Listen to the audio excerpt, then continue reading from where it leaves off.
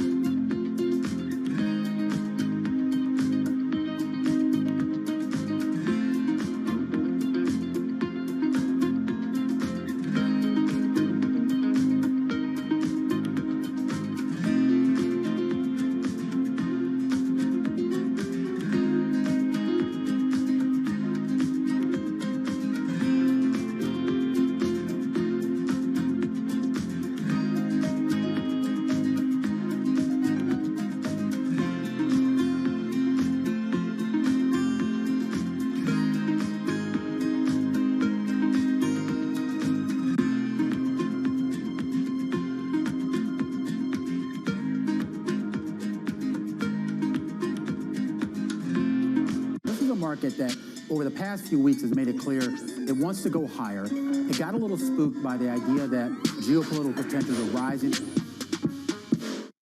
How does an extra $1 trillion in spending not increase inflation?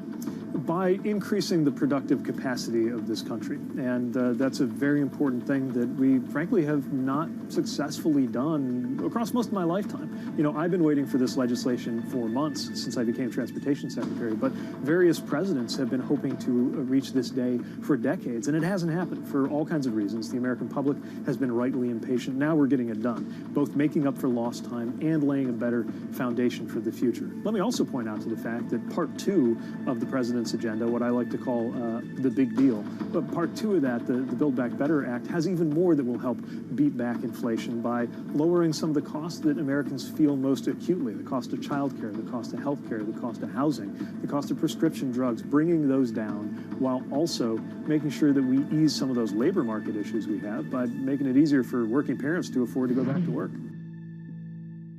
BSO Now is your online home for weekly Boston Symphony Orchestra and Boston Pops performances. See new concerts that go behind the scenes, plus acclaimed archival concerts. Visit bso.org/now, where the music plays on. BSO season sponsor, Bank of America.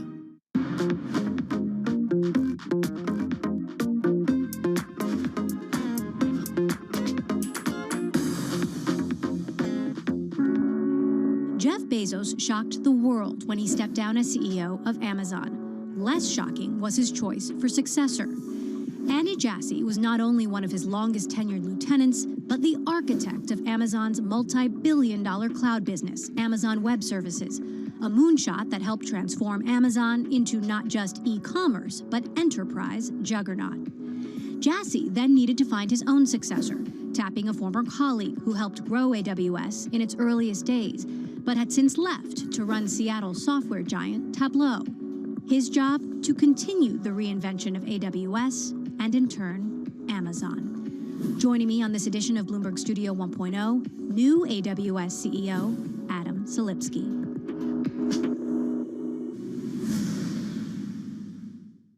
You worked for AWS for 11 years and then went on to become CEO of Tableau Software in 2016.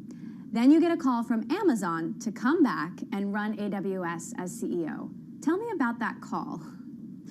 Well, I was having a one-on-one at my prior company, and my Apple News alerts went off like everybody else's did, and it said Jeff Bezos is taking on a new role, and Andy Jassy is taking on the CEO role of Amazon.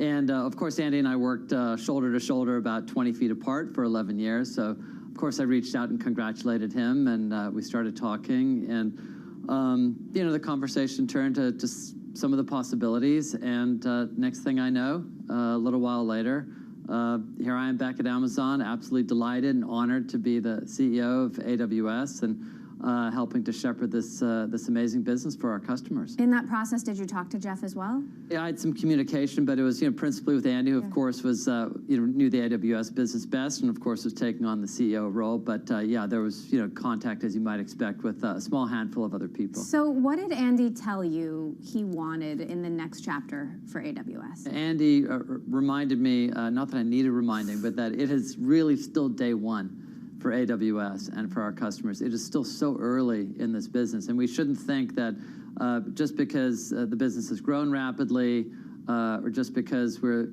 currently the leader in the cloud, that it's anything close to mature. And so he really reminded me that we have to stay hungry, innovate as quickly as we ever have done in the past. You're about half a year into the job. Mm-hmm. What changed while you were gone that surprised you? Well, I think that so many more customers have really adopted the cloud and have really decided that they're going all in. So, I mean, it was a pretty decent-sized business when I left, but it's really grown, and the customer base has really expanded. And so now we have very deep relationships at the CEO level, the CIO level, across every country, every industry, every use case, and we're regularly interacting with the most senior people at our client organizations. So you were working at Real Networks Yes. in the early 2000s, and I understand you were offered a job at AWS without even really knowing what it was. I guess AWS was in stealth mode. Well, it was very secret, so it was hard that the company didn't want to talk too much about it, but of course we had to talk a certain amount about it. So the call I got went something like, we have this initiative to turn the guts of Amazon inside out and expose it to other people. And it sounded intriguing, although I confess I didn't fully understand what that was all about. So I came in and started talking to Andy and a few of the other senior leaders, and eventually to Jeff. And I would have to say that even by the time I took the job, I thought, I mostly understand what they're talking about, and it sounds like a good idea, and I'm in.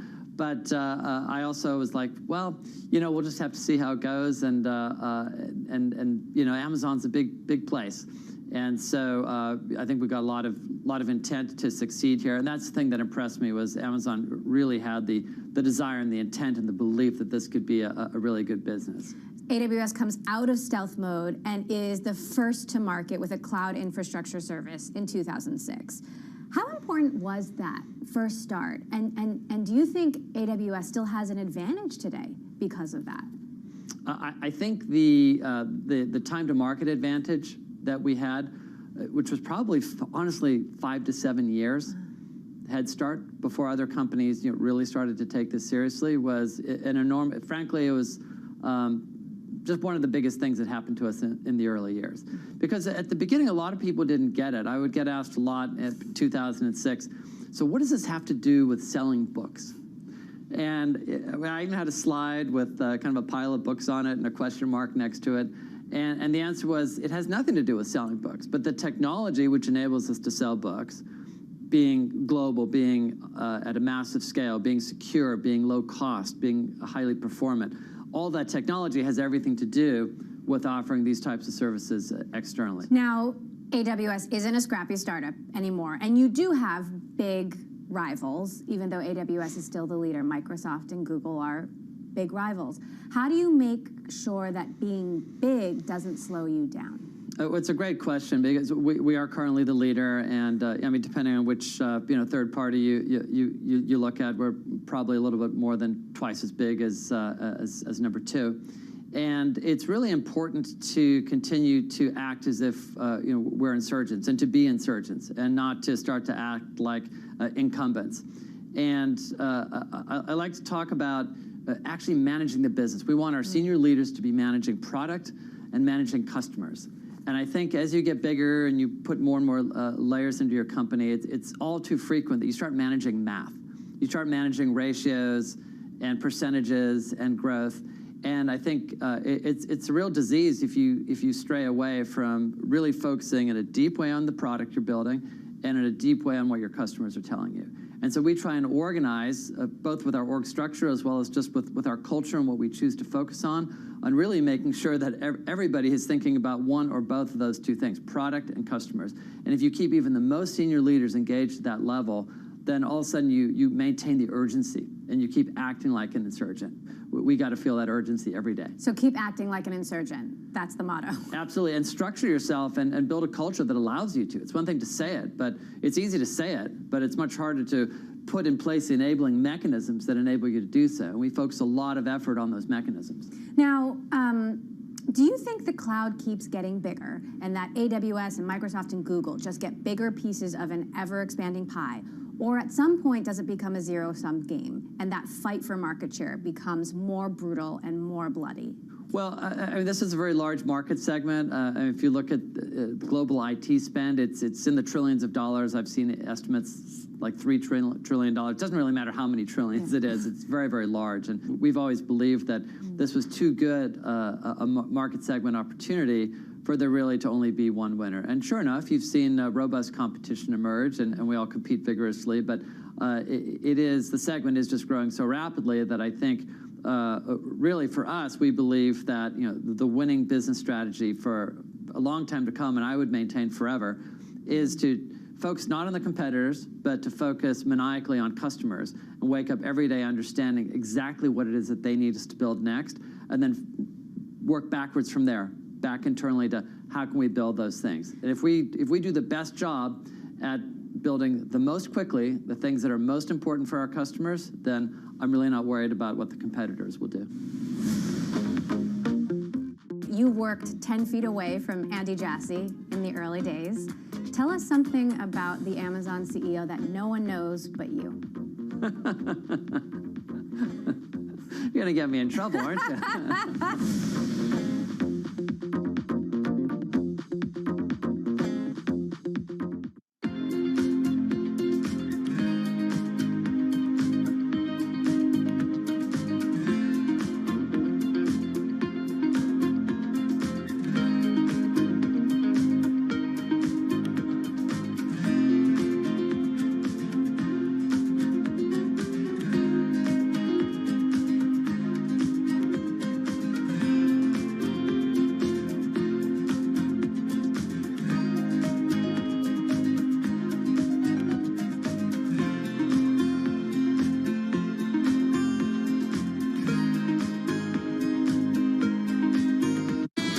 People are talking about Bloomberg surveillance. There's some guy out on Twitter who says I look like I'm on. I noticed that. Do you think I need a lift? Is it time What that did he say about me? What did that particular gentleman say about? Let's have a look. One of them is near 101 years of age. Which one would that be? The other has an ego in the orbit of Mars. Who's that? I had no idea. Mrs. Lisa, the only chance to productive conversation. It's a fairly accurate summary of this show, isn't it, Tom? The eyes, or should I do the whole thing?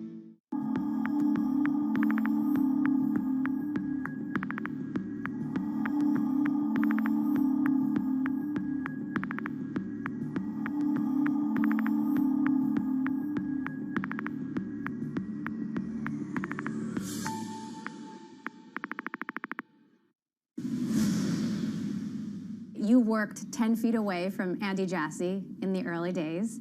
Tell us something about the Amazon CEO that no one knows but you. You're going to get me in trouble, aren't you? I grew up in Seattle, and Andy, coming from New York, has this fascination I don't understand with New York sports teams. So I've had to endure that for a lot of years. New Yorkers, yeah. So what are you going to do? Although he's I think come to adopt some of the Seattle teams, particularly the new hockey team, the Kraken here. As he should. As he should, exactly. So how do you expect Andy will be different from Jeff? Or how has Andy already been different from Jeff? Well, I think we're all different as leaders. I think it's all important that it's important that we all bring our own stamp to it and operate within ourselves. I don't think I would be a very good Andy. I don't want to presume, but I would assume that Andy wouldn't be a great Jeff, because Jeff's Jeff, Andy's Andy, and I'm me. So I think that Andy will certainly bring a great depth of experience from AWS, which is one important part of the business, and having operated that business for so long, and I expect that'll also give him an opportunity, although he was involved in other parts of Amazon, certainly for a number of years. We'll be able to bring a fresh perspective to the whole company, just as I hope to bring to AWS. And I think that fresh perspective is often helpful. I think just the mere act of change is useful for the business, for customers, for employees, and just to shake things up a little bit. So I think just a fresh perspective. How will you be different from Andy? Well, I think that the world around us is changing so much that we're going to have to be different. It doesn't matter what we did yesterday. And right after I joined, we actually added 2 new leadership principles, which is very exciting. One's around striving to be Earth's best employer, and the second around focusing on the fact that success and scale bring broad responsibility. And those are things about which I personally am very passionate. And so I really personally look forward to digging in and helping the company to figure out what are those things that we have to figure out. Where can we innovate to be Earth's best employer? And then also to figure out externally, what can we do to really be great citizens of our local communities, to be great citizens of our national communities, and to be great citizens of the global community. And I care a lot about those things, as a lot of other people do here, but I plan to put a good amount of energy and time and focus, and hopefully help Amazon innovate in all of those areas. How closely do you work with Andy day to day? Does he regularly weigh in on AWS decisions or not? Well, he's got a pretty broad scope of things to worry about now. So he's got a pretty intense day job, I believe. So he's really focused across the company as you would expect him to be. But that being said, obviously AWS remains an important part of Amazon, and so we touch base regularly, be it in person or via email, just on the most important things going on in the business. Does Jeff ever weigh in on AWS decisions? Yes, I mean, really from the beginning. Jeff was involved at the very, very beginning at some of the most fundamental decisions. How do you price EC2? What do you name S3? What does the detail page look like? Obviously, over time, the business grew, but Jeff was always available when we needed him, and I certainly anticipate that'll be the same going forward. So is he still available now? And what do you understand that Jeff's priorities are? Sure.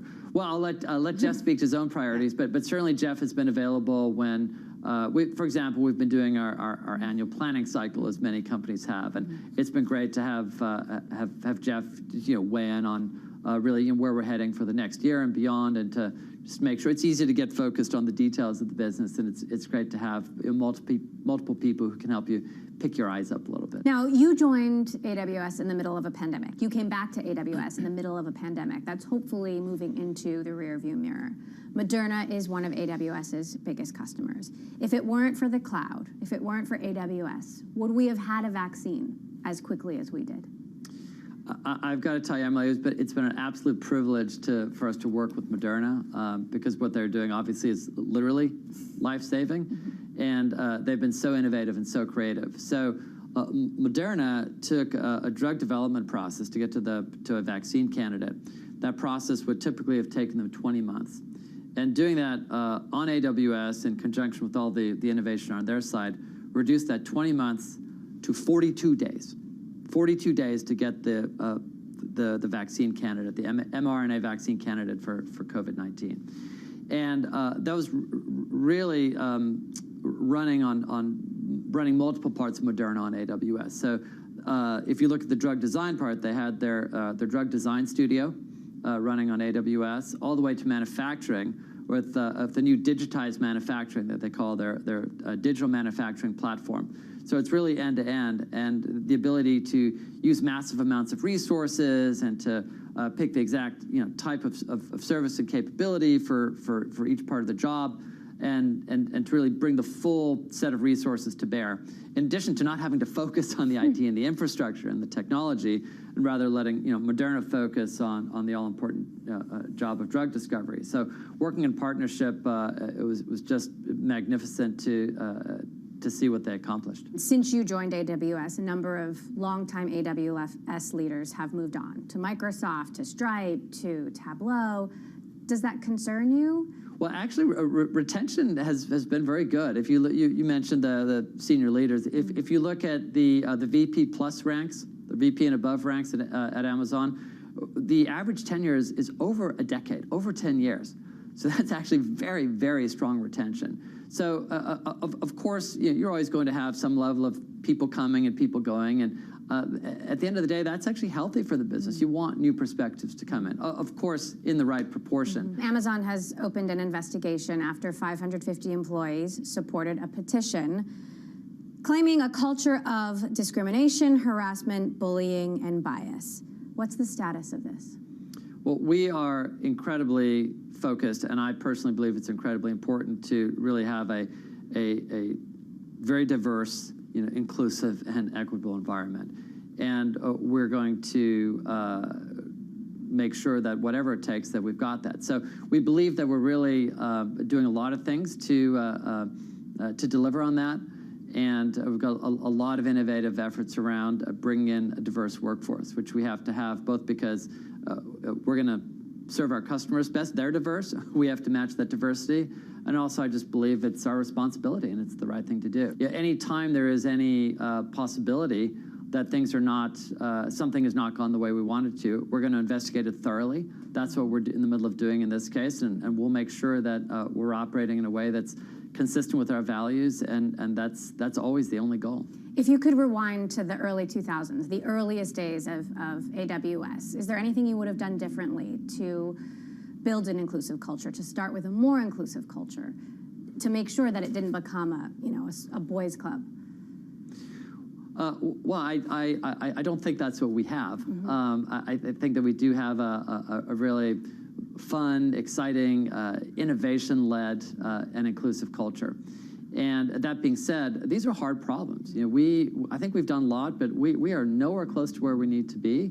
We're going to be restless and dissatisfied with our progress on DE&I, just as we are with every other part of our business. Mark Zuckerberg is making a big bet on the metaverse. How big do you think it's going to be? It's such an interesting sentence. The metaverse is real.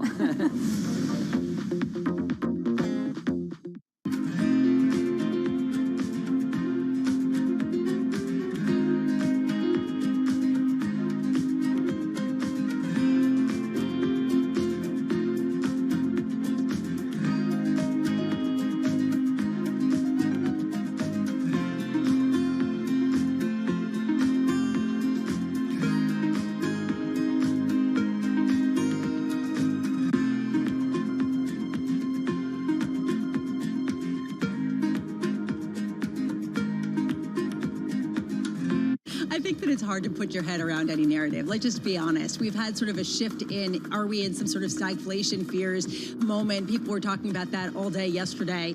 Today's CFOs are reshaping the C-suite, positioning companies to meet the next generation of challenges, breaking out of traditional roles to become Chief Future Officer. This week, find out how Leanie Oberg is helping Marriott transform itself at a pivotal moment for the hotel industry. Part of our job is to make sure, what do customers want? What are they thinking that they want next year and the next year? Chief Future Officer, brought to you by Workday, Wednesday on Bloomberg. AWS has the biggest trove of sensitive corporate data in the world. I'm curious how you think about the balance between data and privacy and freedom and civil liberties in the modern era. I mean, there are governments, there are nation states around the world that want that information. Hackers and criminals want that information. Well, we're very clear to start with that our first job is security. We often say security is job zero.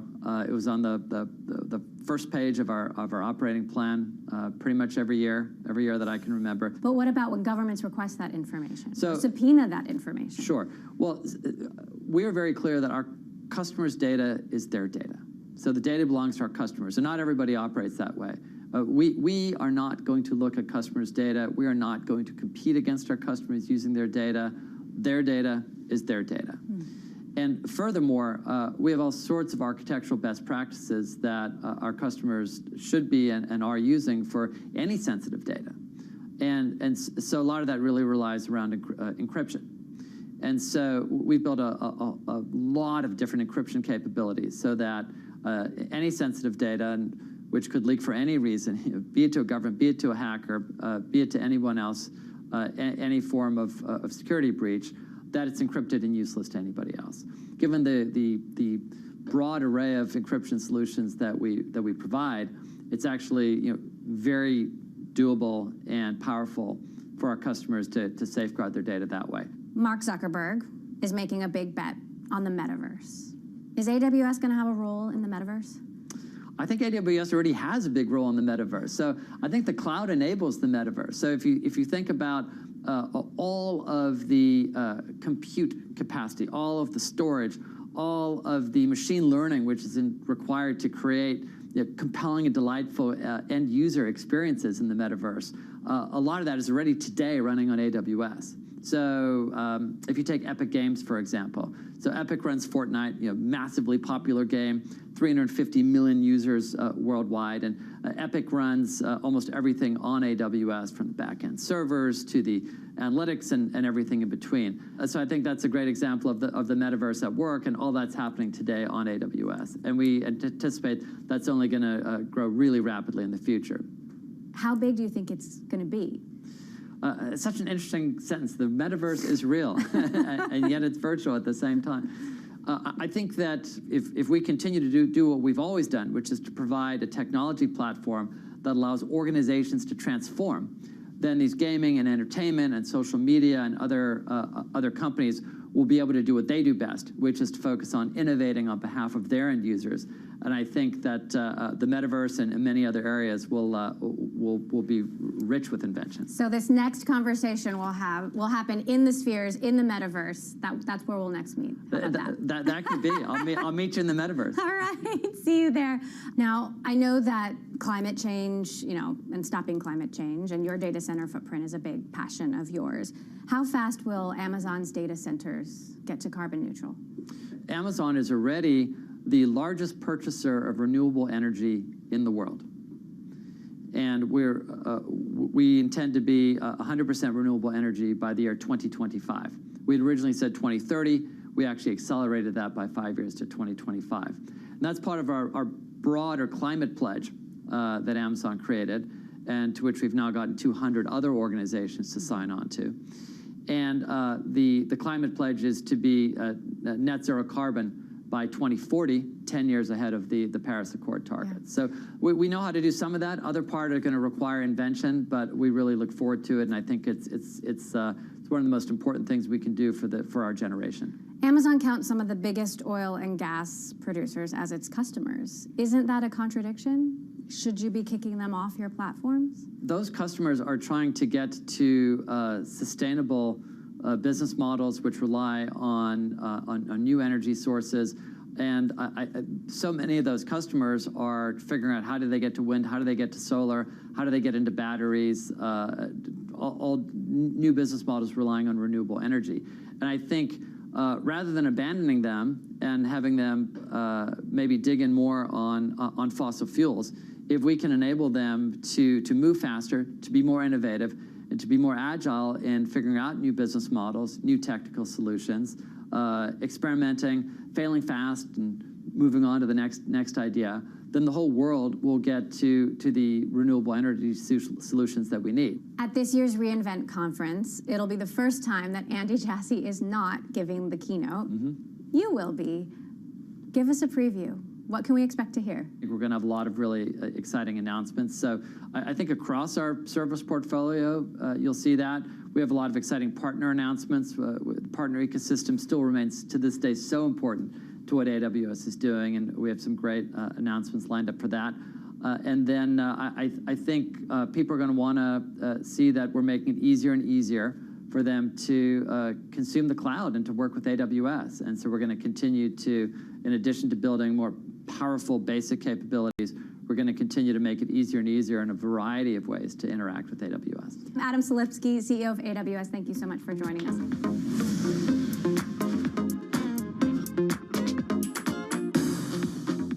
Bloomberg has enhanced search on the terminal to deliver what you need when you need it. Now, you can simply type phrases in everyday English in the command line. Compare financials. Find people. Analyze markets. You can enter phrases or ask questions. What do you want to know today?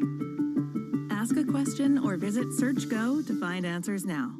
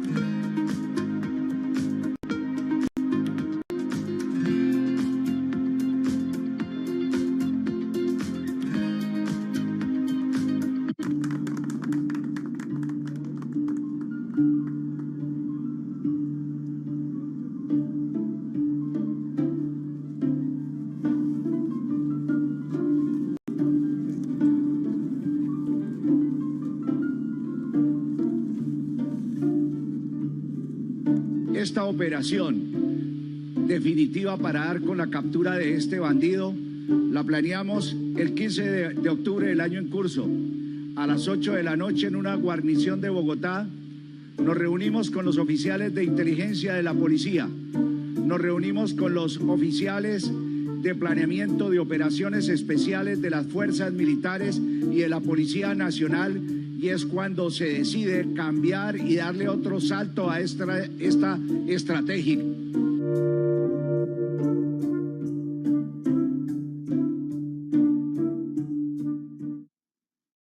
It's really a reminder, isn't it, just how sensitive the markets are to any commentary about trade. We did see some pressure on the yuan, we did see some pressure on the futures. That is now being reversed.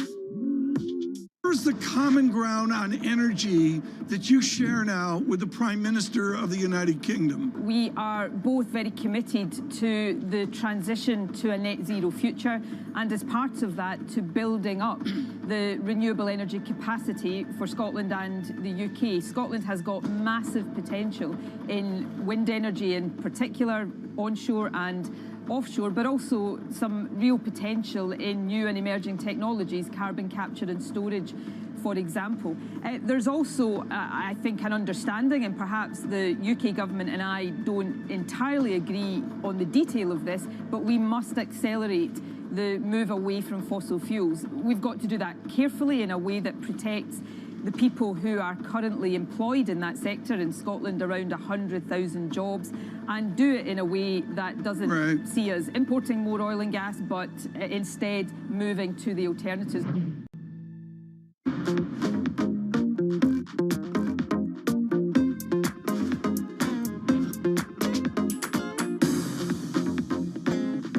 All right, so here we are in front of the elephants. Since this very first YouTube video was uploaded 16 years ago, the world's most popular video network has exploded to more than 2 billion users in the farthest corners of the planet, now raking in billions of dollars every year.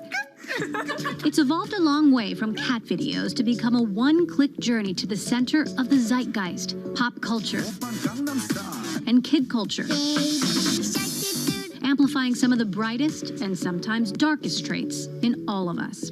While YouTube has elevated a generation of creators and educated and entertained generations of viewers, it's fought misinformation, terrorism, racism, and violence many clicks along the way. Lately, YouTube's biggest battles are focused on eliminating COVID and vaccine misinformation and keeping the platform safe for kids and teens. On this edition of Bloomberg Studio 1.0, we rewind to talk about where YouTube has been and fast forward to where it's going next with one of the longest tenured employees and women at Google, the CEO of YouTube, Susan Wojcicki. It's been 5 years since we last talked on camera. And we have a new president. We are weathering a pandemic. The most watched video on YouTube is Baby Shark. Baby Shark. So a lot's changed since 2016. How do you feel about YouTube 2021 versus 2016? I feel good about it. It's definitely been a while, and in technology, things move so quickly. So a lot of things have changed since 2016. And I mean, overall, I've been really pleased that we've continued to grow our ecosystem of creators. We've invested a lot in responsibility, and that's been a really big focus for us. And you know, we've weathered through a pandemic and a lot of hard challenges, but overall, I'm feeling really good. You've been at Google for 20 plus years, going all the way back to Larry and Sergey in the garage. You've been the CEO of YouTube for 7+ years.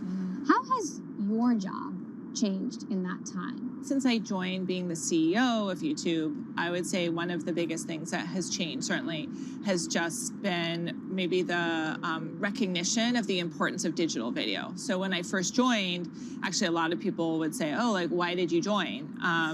I was running ads beforehand, and that's been the main way Google generates revenue. And so a lot of people said, like, why did you leave that and go to YouTube? But I always believed in digital video, and I believe that now we see that the world also believes. We've seen a lot of adoption of digital video and the benefits that that can have. You've championed this diversification strategy at YouTube since you started? What's working and what's not working? Well, our main way of generating revenue is from advertising, but we also have really grown our subscription revenue, and that has been really, really important for many different reasons. So that has enabled our users to have an experience where they can have music, YouTube Music and Premium. We just announced the 50 million subscribers that we were really excited about. But we also see other ways that our creators generate revenue. So our creators, for example, generate revenue with channel subscriptions. They may sell merchandise. We also have things like digital goods, so like super chat, super thanks. And so we've basically diversified the number of ways that our ecosystem is generating revenue. The original tagline for YouTube was broadcast yourself, and that concept has exploded. You have ordinary people in the spotlight. When they grow up, they want to be an influencer. They want to be a YouTube star or a YouTube creator. What do you see as the future of the creator economy? I see a lot of possibility with the creator economy, and because I see that many people have a lot of interest and they have a lot to offer, and beforehand they wouldn't have been able to have shared that with the world.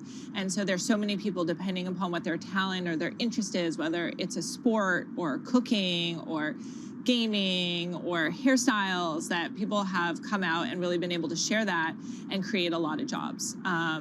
So we actually see like we actually saw a 35% increase in the number of creators that are generating six-figure income out of YouTube and in the last year. And so that's just an example of like how the creator economy is continuing to grow. Well, and for years, YouTube was the only company that actually paid creators. But now a lot of companies are paying creators. You know, Facebook and Instagram, Snap, TikTok. How do you see that competition playing out? Who wins? Well, it is a competitive landscape, and in general, competition's good. It makes everyone work harder, and that's good. I mean, we look at creators and we say they're going to come to us if we do the best job. And creators come to us looking basically for fame and fortune. Like, how can I have a skill or I have a talent, something I want to share with the world, like, and YouTube can help that be known, can help them provide that fame, but also we can generate revenue for them. And so as long as we're doing a good job of that, creators are going to come to us. If we start to fail, then they're going to leave us and they're going to go to another platform. And so we just need to work really hard to make sure that we deliver that for our creators. A year ago, during the Black Lives Matter protest, YouTube made big commitments to Black creators in particular. What's been the progress there? And how do you see YouTube, the potential for YouTube to be used as a tool for social justice? Well, so we'd made an announcement that we were going to do a $100 million Black Voices Fund. And so we're continuing to develop content there. But one of the other things, and I think there's been a lot of great content that's come out, and we'll certainly see more. But, you know, because YouTube doesn't have any gatekeepers, like you can just post and become a creator, you know, we have seen a lot of people of different backgrounds and underrepresented backgrounds become creators and have audiences. We never really measured it beforehand because we didn't have a way. And so one of the things that we've done is we've enabled creators to now tell us what backgrounds they affiliate with, so we can have a better understanding of how they're doing on our platform. Let's talk about YouTube Shorts. It seems to be a top priority. Yeah. We all know that TikTok is on the rise. Yeah. How important are YouTube Shorts to the platform, to the company? So YouTube Shorts is very important. We see that creators and users want to watch all types of content, long form, short form. It turns out that the first video that was actually ever uploaded to YouTube, me at the zoo, was an 18-second video. So it was a short form video.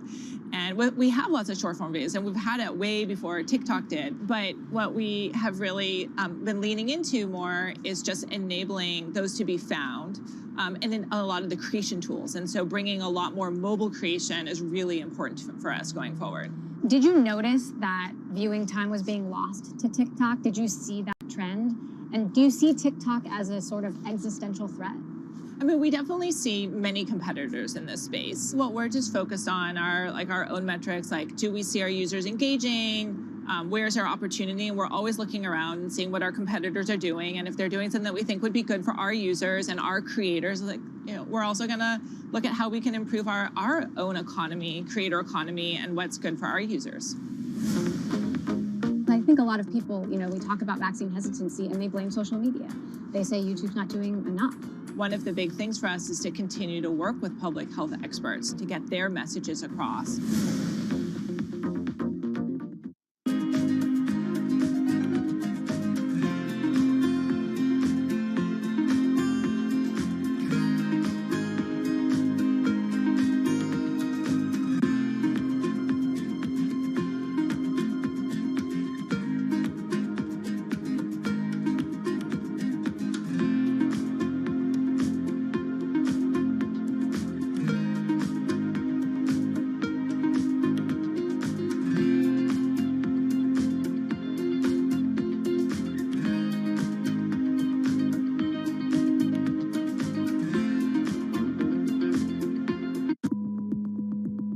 It's such an interesting new world. The world is changing. For us, it's not about being first. It's about being the best. While everyone is zigging, we're zagging. We feel like we can maybe help people out more. We have an enormous number of big ideas. I look at the opportunity we provide, and providing access to information and knowledge, I think will end up being on the right side of history as well.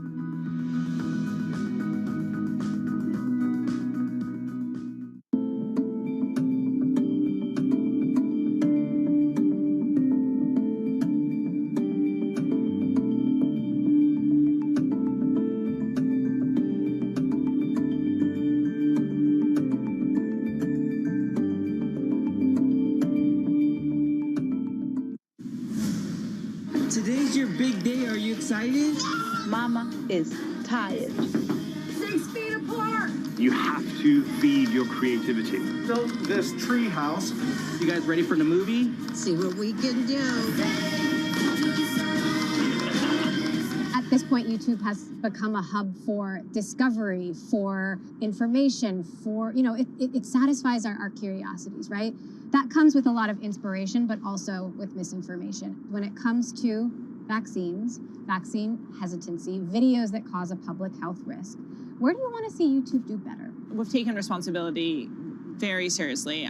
It's been one of my top priorities. So first of all, we want to make sure that if there's information that violates our policies, we came up with 10 different policies around COVID, then if that's a violation of policies, then that's something that we'll remove. We removed over 1 million videos associated with COVID, but we also want to make sure that we're raising up information that we think that come from trusted and authoritative sources. And we've really been able to do that. I think a lot of people, we talk about vaccine hesitancy and they blame social media. They say YouTube's not doing enough, How do you respond to that? Yeah, I mean, I think, well, first of all, we're always learning. Just to be fair, we're always thinking about how can we do better. We're looking at the feedback and working with public health experts across the board. And, I think one of the big things for us is to continue to work with public health experts to understand what are the ways that we can partner with them to get their messages across. And I really believe that is something that's really changed is the evolution of bringing creators, musicians, experts talking about public health. We never would have seen that before the pandemic. How much do you internalize the criticism of YouTube's content? Do you take it personally? And how does that influence the decisions that you make as CEO? I want to be doing the right thing, and I care about that. I care about the legacy that we leave. I care about the world that we leave to our children. I care about how media is consumed by the next generation and by everyone today. And so I really have put a lot of time and effort to make sure that we are acting responsibly. And there's always a balance between the free speech and the right, but being responsible and taking down content that we think could lead to some kind of real world harm. Yeah. And so, sure, I think whenever you're in a position like that, there's going to be a lot of criticism. But our goal is just to continue to talk to experts and evolve. And how do you make decisions in those tough moments where it's a tough call? Like how much of it is making a decision or leading by consensus, and how much does it come down to you?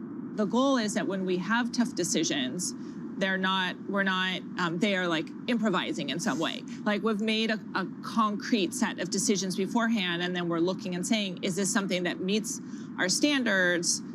Is it a violation or not a violation? And if it seems like there's some set of issues with the content that we have on the platform, we're going to go back to experts and then reevaluate. Should we be making changes to our policies? YouTube helped keep a generation of children connected, educated, entertained, distracted through the pandemic.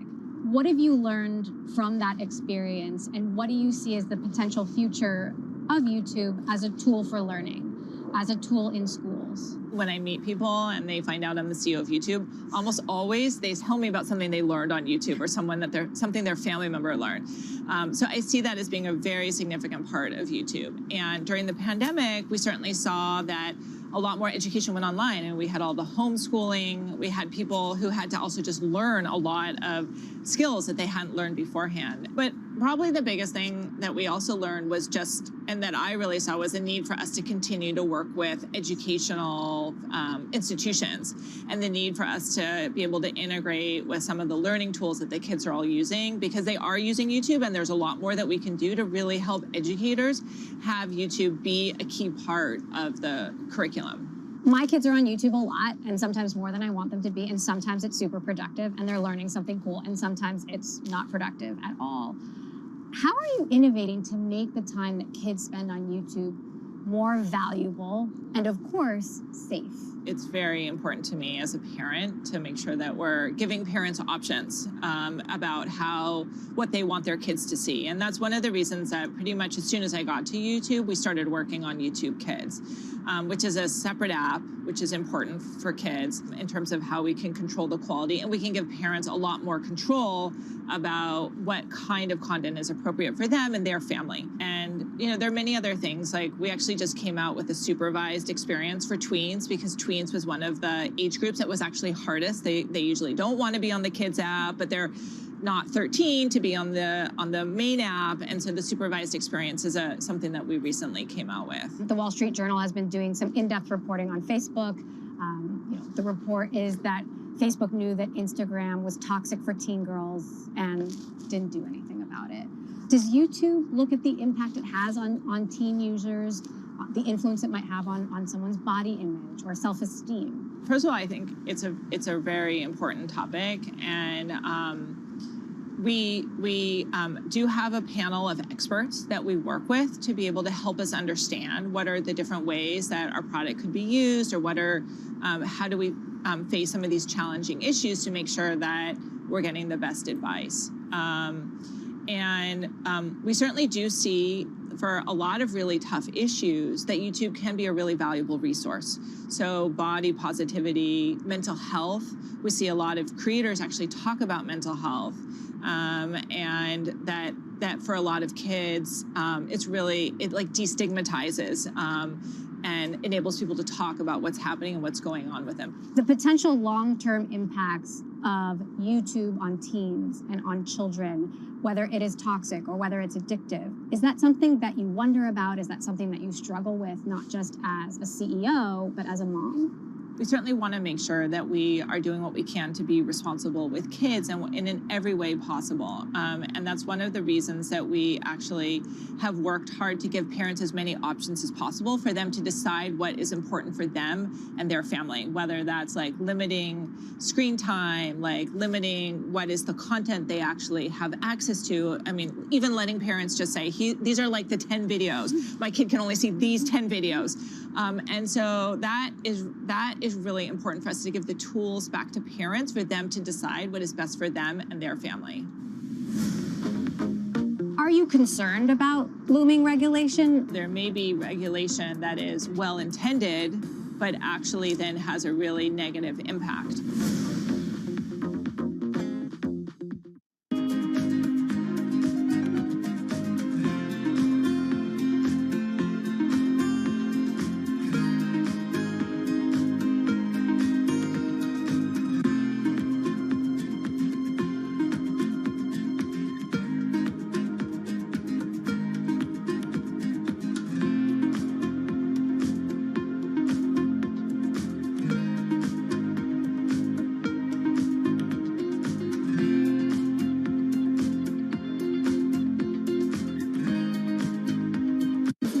That over the past few weeks has made it clear it wants to go higher. It got a little spooked by the idea that geopolitical tensions are rising.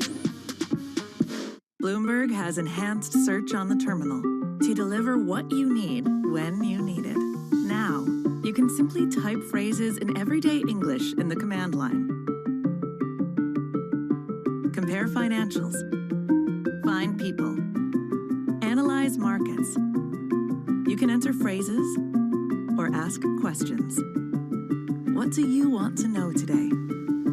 Ask a question or visit SearchGo to find answers now.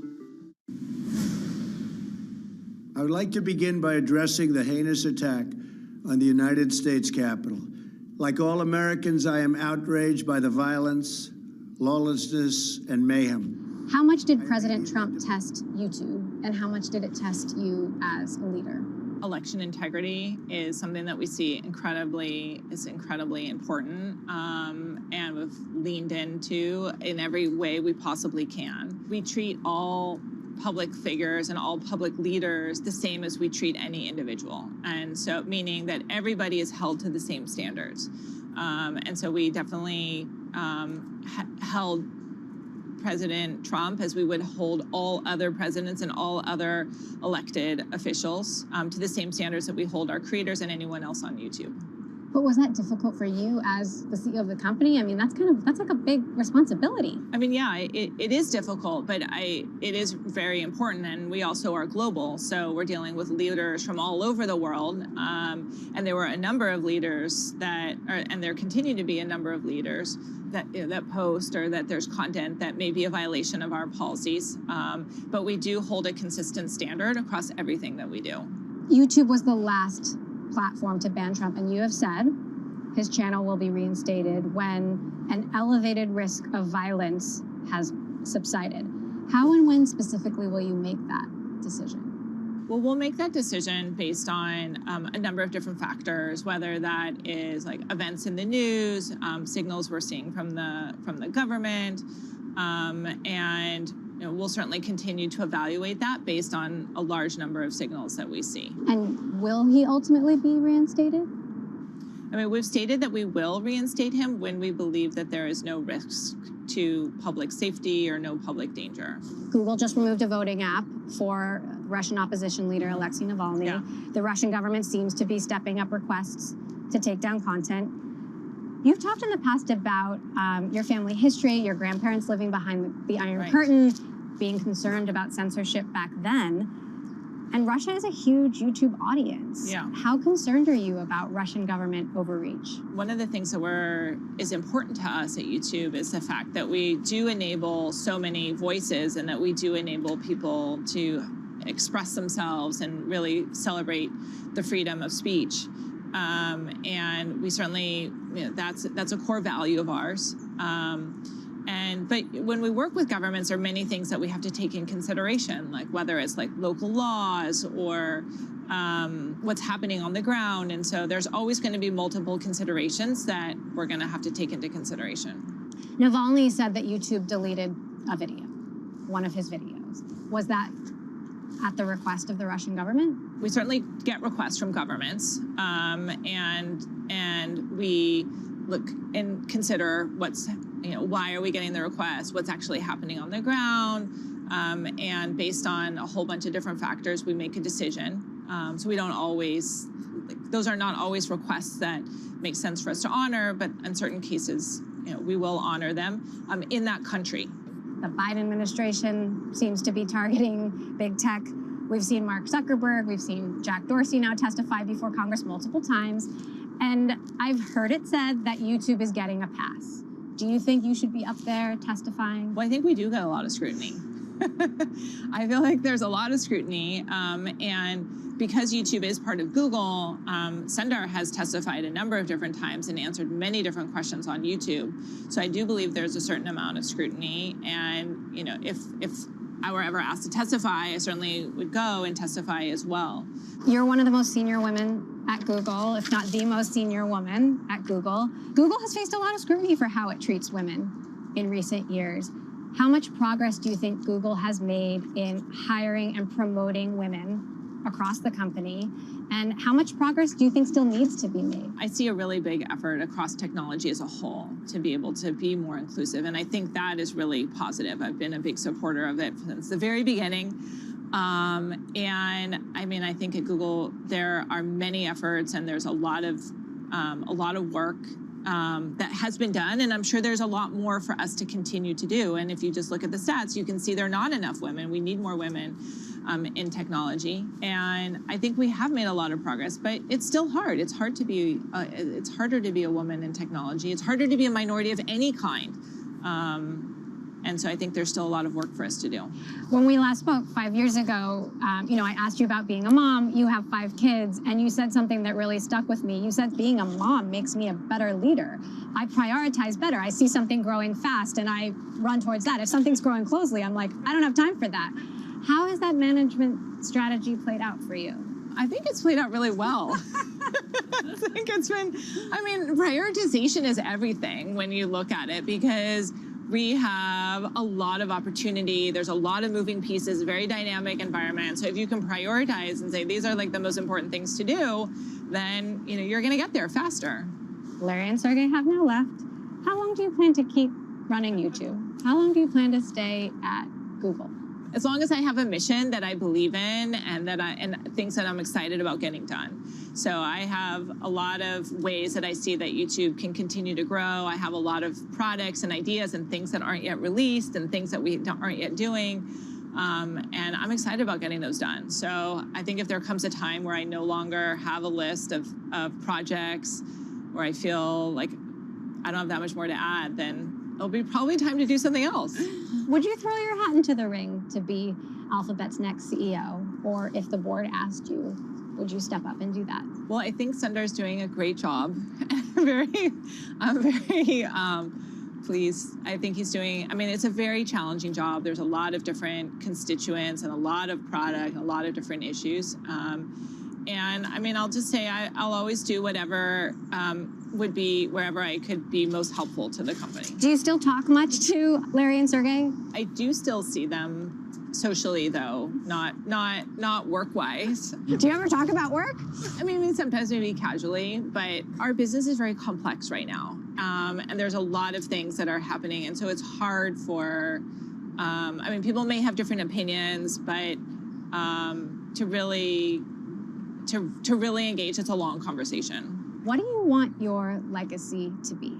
I am proud of the way that we've been able to enable people to have a channel, to have an audience. Like, I just met with a number of three creators, and like YouTube really was able to let them shine and create audiences in a business and employ people that otherwise never would have happened. And so that's certainly one, continuing to grow that.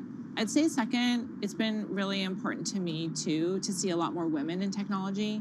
That has been just a personal goal of mine, is to be a role model and try to support women. And I feel very fortunate to have gotten to where I have, and I know it was due to many different factors. And I want to support the next generation of women and see technology as an open place where anyone can come and be successful.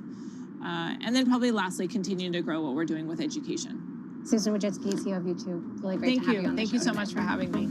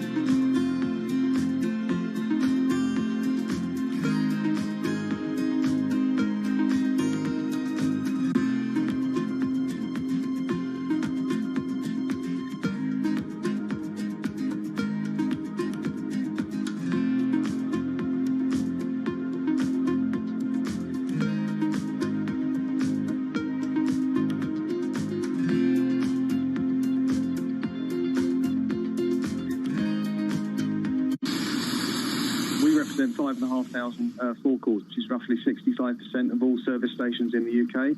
Of the ones that we were able to survey yesterday, roughly 1,500, 27% said they didn't have any fuel, 21% said that they had one fuel type or another, so that's either petrol or diesel, and 52% said that they were fully stocked. Northern Ireland, Wales, Scotland seems to be okay, but we still are seeing, like your reporters are seeing, some stockouts at sites around London and the South East, I'm afraid. When do you feel confident that this will 100% be in the rearview mirror? Well, what we're hoping is those people that got fuel over the last few days obviously don't need it again for another few days, and that will give us a chance to actually start to restock the network. So we're trying to get it back to a reasonable level today and tomorrow, and then over the coming weeks, because it will take a number of weeks, to get it back to the sort of more normal running levels. I think that it's hard to put your head around any narrative. Let's just be honest. We've had sort of a shift in, are we in some sort of stagflation fears moment? People were talking about that all day yesterday. Up front, when your shares are down 20%, it's going to hurt. But talk to us about, well, really what you're seeing. Take us more forward-looking. Are you worried about people exiting pandemic era and going back to the gym, or are we going to work out at home more?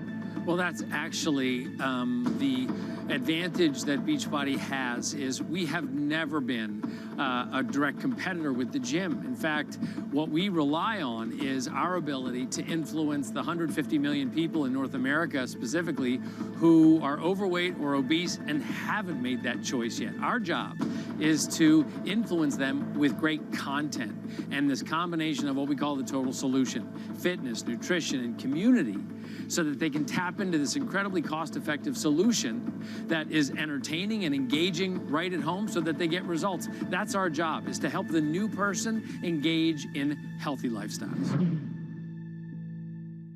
I would say that cryptocurrencies are a bubble. If you invest in areas that you don't know, ultimately you're not going to do well. You know, I always say you should do what you're passionate about. I happen to always found investing from a very young age to be fun.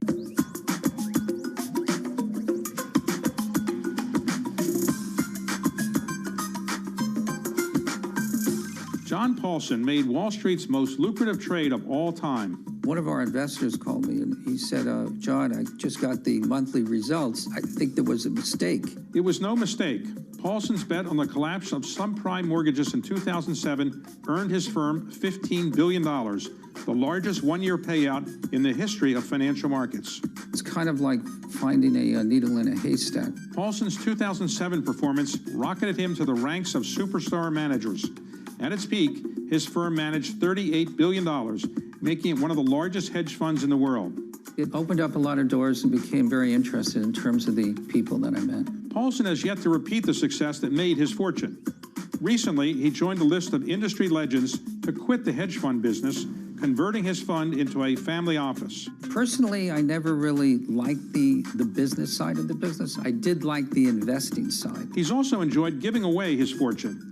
He pledged $400 million to Harvard University and donated $100 million to the Central Park Conservancy. I wanted to give back to the institutions generally that were important to me. John, you made one of the most famous investments in Wall Street history. Over a period of time, you put a short on, in effect, to make it simple, on the mortgage market around 2007 or so. And that trade, it is reported, made roughly $20 billion or so for you and your investors. Nobody has reported anything more profitable than that in the Wall Street, I'd say, last couple of decades or so in one trade. Did you have any doubt that that trade was going to work? Well, we were pretty convinced that the mortgage market, segments of the mortgage market were overvalued and were likely to implode. So we took a very concentrated position in these securities, and what we expected to happen happened. It can't be that easy because nobody else quite did what you did. So at the time that you were doing it, did you have any sleepless nights saying, hey, I might be wrong and maybe I'll lose a lot of money, or you didn't really worry about that so much?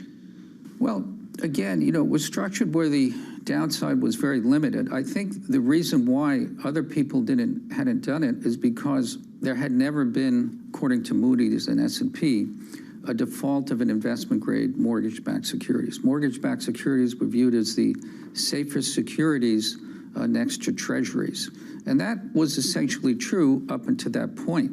What they missed was the underwriting quality had never been as poor of securities as it had been in that period. So the fact that they hadn't defaulted in the past had nothing to do with whether or not the securities that were being issued would default in the future. The idea for doing this, was this something that came to you one day when just reading the newspapers or watching Bloomberg on TV, or did somebody who worked for you come with this idea? Where did the idea come from? I developed a specialty, which very few people do, in shorting credit. The difficulty in shorting credit is you have to get a borrow. They're generally illiquid, so you can never get size.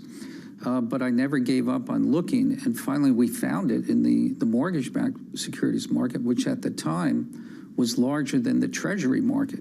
So there was literally unlimited liquidity. And because of the development of the credit default swap market, you didn't have to get a borrow. So there was synthetic securities, just people trading synthetically on actual bonds. And you can do 100 million. We were doing 100 million on a clip, 500 million a day with banks, in some cases $1 billion a day with banks. So there was massive liquidity to set up these positions. So when you did your famous trade, you became world famous. Before, you were relatively unknown to the public. How did that change your life? All of a sudden, people are calling you all the time. High school friends are saying they always knew you were going to be successful, and they're calling you for contributions or whatever else. How did your life change? Well, it was very funny. I remember the time that it happened, David. One of our investors called me. He said, John, I just got the monthly results. I think there was a mistake. It said 66%. You meant 6.6%. And I said, no, it was 66%. He goes, well, that's impossible. I've invested with Soros, with Tudor Jones, with everyone. No one's been up 66% in a year. How can you be up 66 in a month? I said, well, that's what happened. Shortly after that, all our investors got these results, and it leaked out to the press and then became the cover story in the Wall Street Journal, which was picked up globally, that we had this incredible performance in February, up 66% net, and that performance continued throughout the year. The funds wound up being up close to 800% net for the year, and opened up a lot of doors and became very interested in terms of the people that I met. It was reported in the press that you had to write a check at one point to the federal government, IRS, of over $1 billion. Does it feel nice to write a check over $1 billion, or is it a little bit painful to the IRS? Well, we were big supporters of not only the U.S. Treasury, but also New York State and New York City. So we paid, a fair amount of taxes. So you don't have in your office anywhere a check that says $1 billion plus the U.S. government? You don't keep that check? Yeah, I don't keep the check, but I do keep the tax returns, both the state tax returns and the federal returns. So I've asked you from time to time outside of this setting, when I've seen you, do you have any other good ideas like that one? And you've always said to me pretty much what you just said. If you have something good, you would let me know perhaps, but you haven't anything as good as that. Is that right? You haven't anything as good as that yet? I would say not as good, but I would say the area that's most mispriced today is credit, and the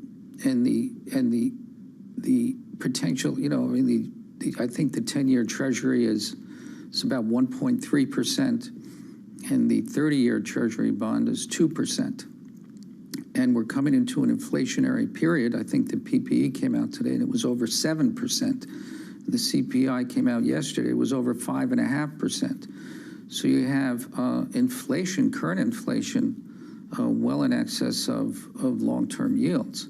Now, there's a perception in the market that this inflation is transitory. I think they bought the Fed line that it's just temporary due to the restart of the economy, and it's eventually going to subside. However, if it doesn't subside, or if it subsides at a level that's above the 2% that the Fed is targeting, or stays in the 4%, 3 to 5% range, then I think ultimately interest rates will catch up and bonds will fall. In that scenario, there are various option strategies related to bonds and interest rates that could offer very high returns if interest rates do move up to those higher levels. But when you've had a kind of a life-changing event or an unbelievable success, as you did with that trade, is there a temptation to say, I don't want to tempt fate and try it again? Or do you want to prove that you can do it again and you're looking for another deal just as good as that one? We do look, but you have to be realistic. We have put on some trades that, on smaller scale that have potential returns of 25 to 50 to 1 related to both interest rates and gold prices. So, our viewpoint is that the markets are currently too complacent regarding inflation, and that if inflation does prove to be higher than expectations, that will result in both higher gold prices and higher interest rates. And if you get those two happening at the same time, in a period of time, we can set up positions that could, return from 25 to 50 to 1. Now, after you made your famous trade that we talked about, I think you put on a trade where you bought a lot of gold or gold futures, and you were what was called by some a gold bug. You're a big believer in gold. Gold's now about $1,700 an ounce or so. Are you believing that gold is now a good investment at this price? Yeah, we do, and thank you for bringing that up. We do believe that gold does very well in times of inflation. So what happens is if you own long-term treasury bonds that are yielding 2% and interest rates move up to 5%, those bonds fall materially in value. Likewise, if you have cash sitting in a bank that you're earning 0% on, inflation's 4%, you're gradually eroding the value of your money. So as inflation picks up, people try and get out of fixed income, they try and get out of cash, and the logical place to go is gold, especially if it starts to rise in inflationary times. But because the amount of money trying to move out of cash and fixed income dwarfs the amount of investable gold, that the supply and demand imbalance causes gold to rise. And the more it rises, it sort of feeds on itself and has the potential to go what I call parabolic. So today, you're a big believer in gold as a good investment now? Yeah, so we thought in 2009 that with the Fed doing quantitative easing, which is essentially printing money, that would lead to inflation. But what happened was that while the Fed printed money, they at the same time raised the capital and reserve requirements in banks. So the money sort of recycled when the Fed bought treasuries, created money, wound up in the banks, and then was redeposited at the Fed. So the amount of excess reserves at the Fed almost rose by the same amount they were printed, and the money never really entered the money supply, so it was not inflationary. This time around, the money has entered the money supply. So the money supply was up something like 25% last year. And the best indicator of inflation is money supply. So I do think we have inflation coming well in excess of what the current expectations are. I'm not a believer in cryptocurrencies, and I would say that cryptocurrencies are a bubble.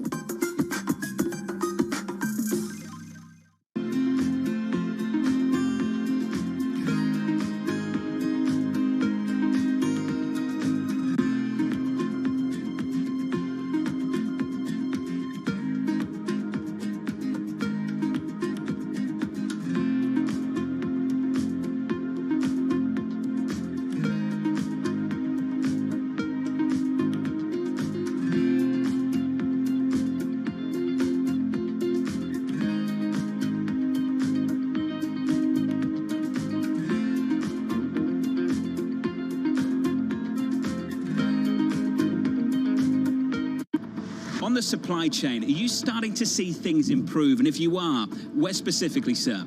Well, this year we have been mostly affected by the semiconductor situation, and we believe that the quarter three was the quarter that was most affected.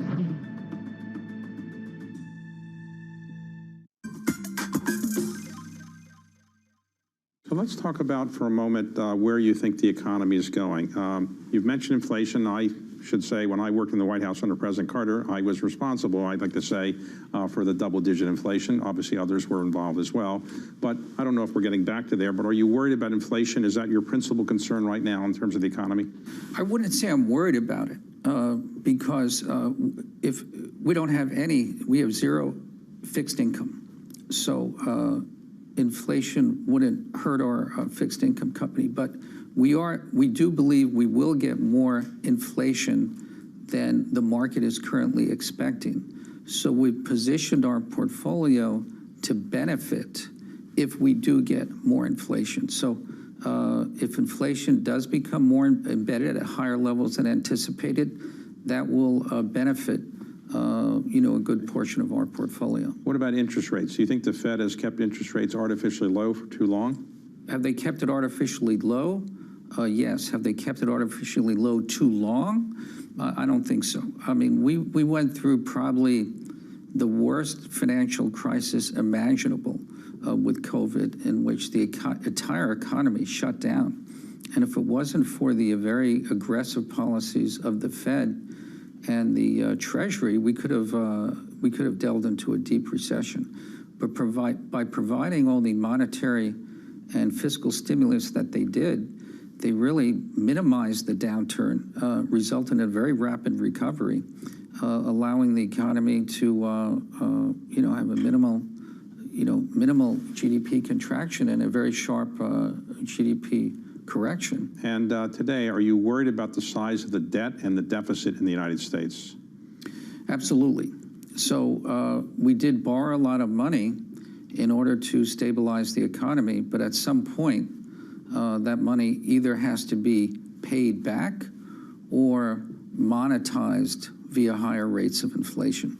So paying back is very confiscatory and would likely result in slower growth and a long period of slow growth. So the easier alternative is to monetize the debt via inflation. And the way that works, with inflation, GDP grows more rapidly on a nominal basis, and since debt's expressed in nominal terms, the debt to GDP ratio can come down with inflation. So ultimately, I think you'll have a choice, and inflation will be the more desirable outcome. People are always looking for bubbles that are going to burst, and one of the most significant ones that burst you picked up, which is the mortgage-backed security market a couple years ago.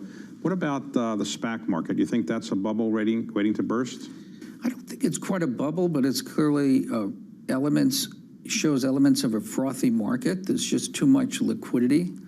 So I would say the SPAC market is overvalued, that people that invest in SPACs in general, on average, will be a losing proposition.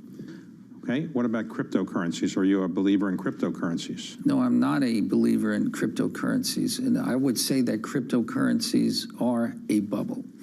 And I would describe cryptocurrencies as a limited supply of nothing. So to the extent there's more demand than the limited supply, the price would go up. But to the extent the demand falls, then the price would go down. There's no intrinsic value to any of the cryptocurrencies, except that there's a limited amount. Well, based on what you've just said, why would you not put a big short of some type on cryptocurrencies? Or maybe you have, but do you think that's a good short? Well, when we looked for these subprime, the reason why we shorted the subprime in size because it was asymmetrical. You're shorting a bond at par that has a limited duration that trades at a 1% spread of Treasury. So you can't lose more than the spread in the duration. Yet if it defaults, you can make the par amount. In crypto, there's unlimited downside. So even though I could be right over the long term, in the short term, as the case of Bitcoin, went from 5,000 to 45,000, I would be wiped out on the short side. So it's just too volatile to short. While John Paulson is shunning the crypto craze, many of his peers in the industry are wading deeper into it. Earlier this summer, Steve Cohen's Point72 was hiring a head of cryptocurrencies. The fund told investors it would be remiss to ignore a $2 trillion market. Meanwhile, the family office of billionaire George Soros has started trading Bitcoin. Macro trader Paul Tudor Jones has begun investing in crypto. And Dan Loeb says he was doing a, quote, deep dive. Now the big financial institutions such as Goldman Sachs and Citigroup are getting in on the game. The result? Hundreds of job openings. Binance, the world's largest crypto exchange, is advertising for 370 jobs. Still, is the talent pool deep enough to fill everyone's needs? A single job posting may attract hundreds of applicants, but finding candidates with the right experience can be difficult. So, some firms are lowering their expectations or changing job criteria. I always say the best investment for an individual, an average individual, is to buy their own home.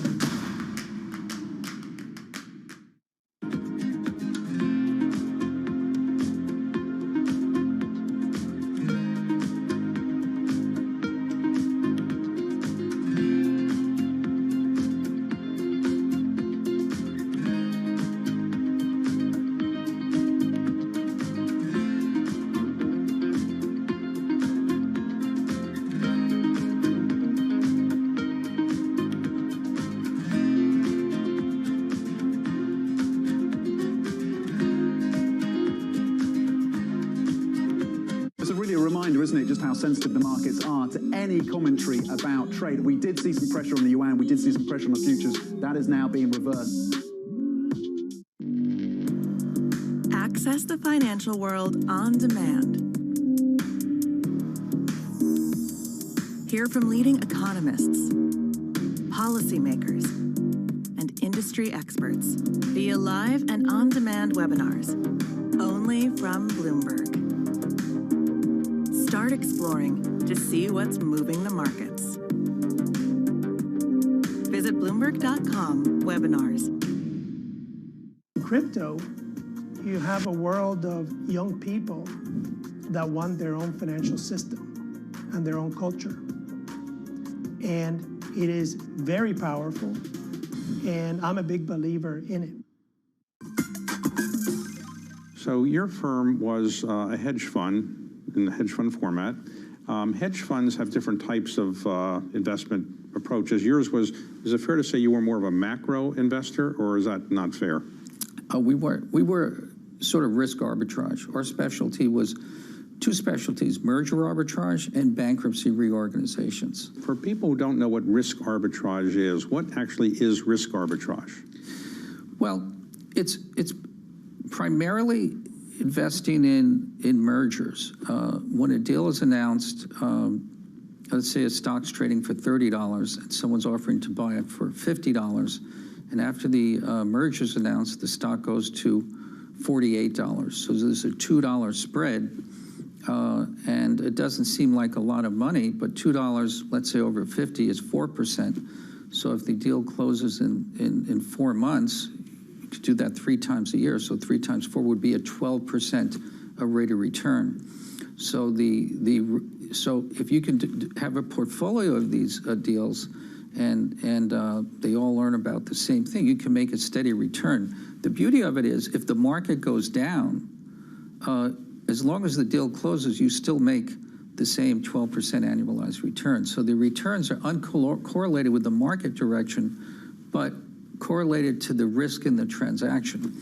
So it's called risk arbitrage because you have $2 on the upside, but if for whatever reason the deal breaks and it falls to where the deal was before it was announced, $30 is a lot of downside, $18. So you play for $2 on the up, 18 on the downside. So that's why it's an arbitrage, but it's risky if you don't know what you're doing. In your view, to be a good investor, what are the qualities? Is it hard work, some luck, good contacts?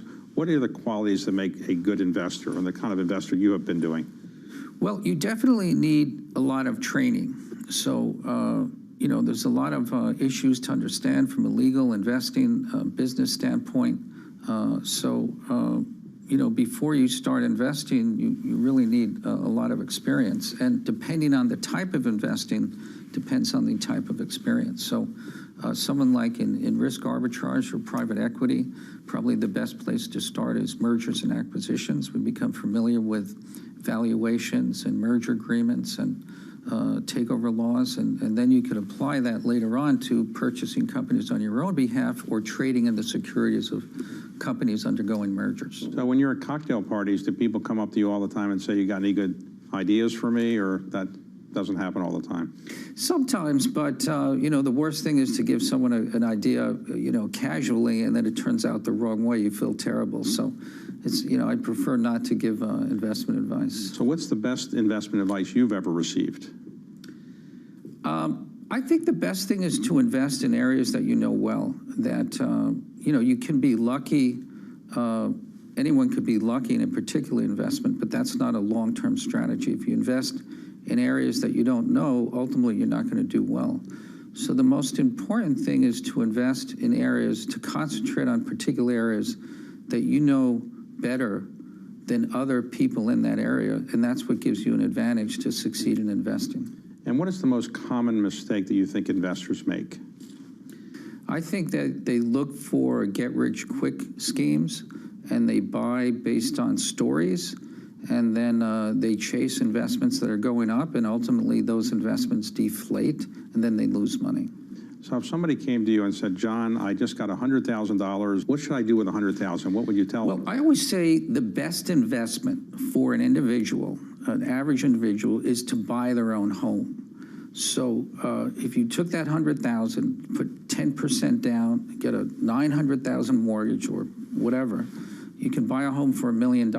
And it's just reported that home prices were up 20% in the last month.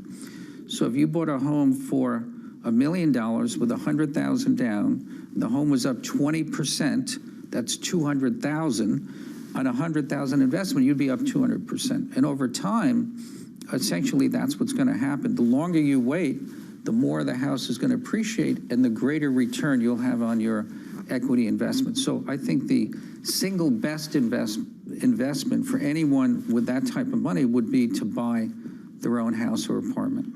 And what do you think, for example, you would tell people not to invest in? Or is there something you'd say, do not ever invest in X, Y, or Z?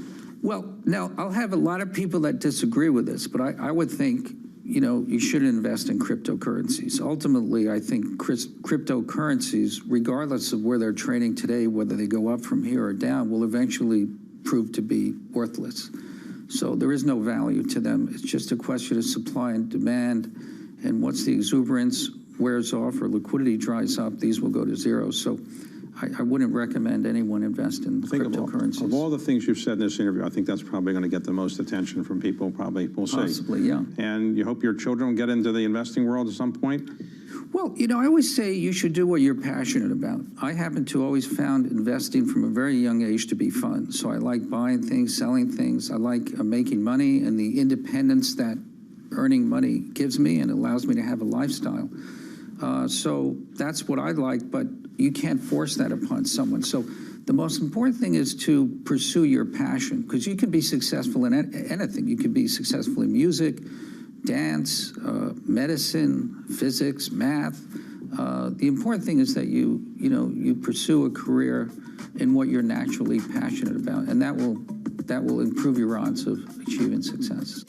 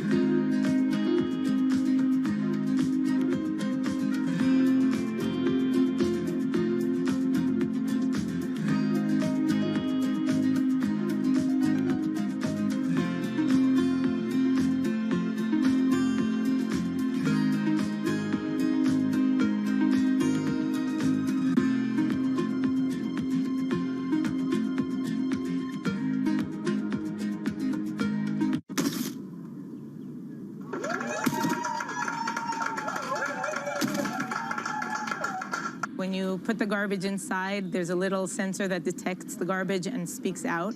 And this is one of the initiatives that we have created here. We, as the residents of this neighborhood, a bunch of neighbors that have come together to try to deal with the fact that our neighborhood is dirty. We want to make a difference. We want to have a clean streets that look nice and are nice to walk in.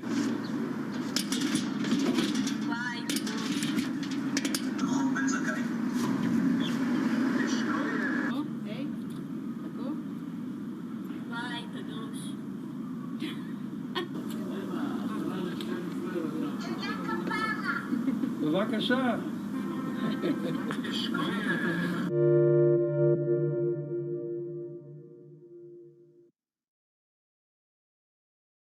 It's really a reminder, isn't it, just how sensitive the markets are to any commentary about trade. We did see some pressure on the yuan, we did see some pressure on the futures. That is now being reversed. What do you think competition is going to look like? Do you think there is going to be a price war? As you say, the fares are available now. You're suggesting they may not be there for forever. But nevertheless, talk to me about what you think the competitive landscape is going to look like here. We've seen a bit of departures in this market, and this market has three very strong joint ventures that compete head-to-head daily to win the hearts and minds of consumers and businesses in the United Kingdom. So I don't see a difference in the competition. I think we've all focused on Heathrow as the major hub in the United Kingdom, connecting, of course, the U.S., New York, Los Angeles, and other locations. So I see this as a continuation of competition. We've been waiting for the day that we can compete strongly in the marketplace after such a long period of time where it's only been one directional traffic from the U.S. to the U.K., and now it's open, of course, to U.K. nationals. You mentioned Heathrow. What about Gatwick? We made a very tough decision in March of last year to really focus our efforts at Heathrow.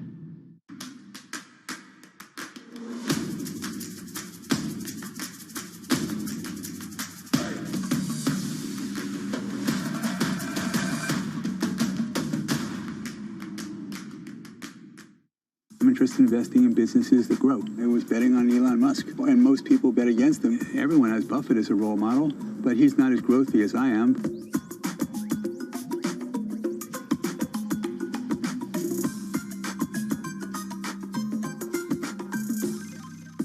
Ron Barron caught the investing bug as a teenager after he successfully invested $1,000 of his bar mitzvah money in a bank he had researched in his neighborhood. And it got acquired at $17 a share. So my $1,000 became $1,700. I said, man, there's nothing to this. I want to do that. Ron started on Wall Street in 1970 and spent the next decade as a securities analyst, eventually starting his investment firm in 1982 with $100,000. Barron Capital was really a barren lack of capital. Now, Ron manages over $55 billion in assets, with nearly all of it invested in public equities. So I want to own stocks, shares of businesses that can outpace inflation. That's my simple look. And Ron's simple strategy has been to buy and hold. He's owned shares of Charles Schwab since 1992, Choice Hotels since 1996, and Vail Resorts since 1997. It's not the time, it's the fundamentals of the business. And I could own a stock for a number of years and not make a return on it, and that wouldn't bother me. But Ron has produced returns.